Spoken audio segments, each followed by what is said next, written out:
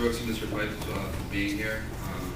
I have a question about what can we do in the West to facilitate this on a realistic, from a tone of realism, practicality. Like, you know, what can we do in Western cultures to facilitate this movement within Islam, but also what on our end can we fix?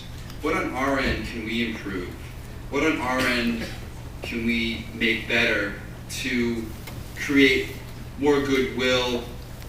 Now, I don't want to take this from a tone of we're the bad guy, everyone else is right, because that's just called self-defeatism and like self-hatred when it's taken to the extreme. Okay, but I hope that you know where I'm coming from here, and I'm just curious what your perspective is, what things we can do to facilitate this change within Islam and also to generate goodwill. I'd like to take the first part. I think the key, to go back to my last answer, is to make it clear that we will not facilitate the Islamists, that we reject them. I can't tell you how many pictures there are of local Islamist leaders with the agent in charge of the bureau, of the FBI bureau, of politicians mugging it with Islamists, with them being hired by the government to present the United States abroad and the likes. I think the critical factor is for us not to have a more sophisticated counterterrorism approach. That's a good thing in itself, but we're doing okay on that. Our real problem is not in counterterrorism. The real problem is understanding that the Islamists are, the stealth Islamists, the lawful Islamists are within and doing their work within.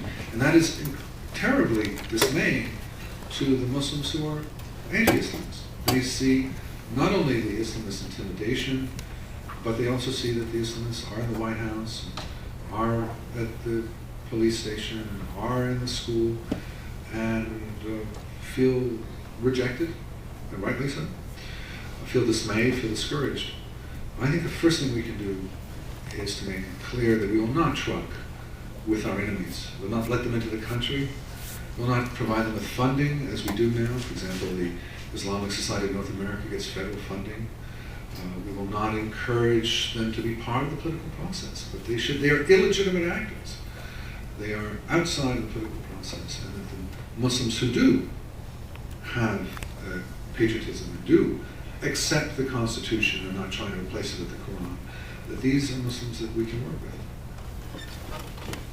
I agree with that, and to take the other side of the question, I mean, I think it's one, we need to oppose all that, and then we need to advocate for something positive. So I return to the theme for the evening, seems to be, you know, we need to return to what makes us us, what makes us, I think, have, you know, the superior culture, the culture that I think these other people need to adopt. And I know you're going to say by calling it superior. Yeah, I think one of those things like where you just need to like to generate goodwill.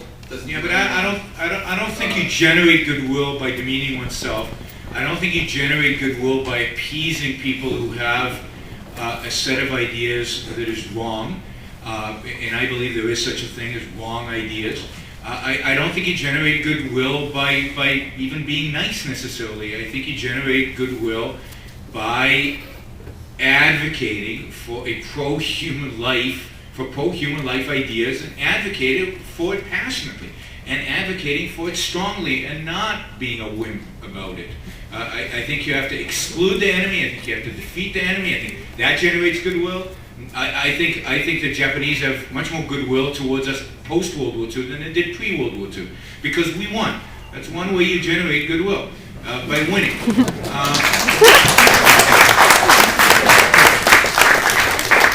And by advocating for something. So we didn't just beat the Japanese, but we actually gave them a Western political system that they are thriving on to this day.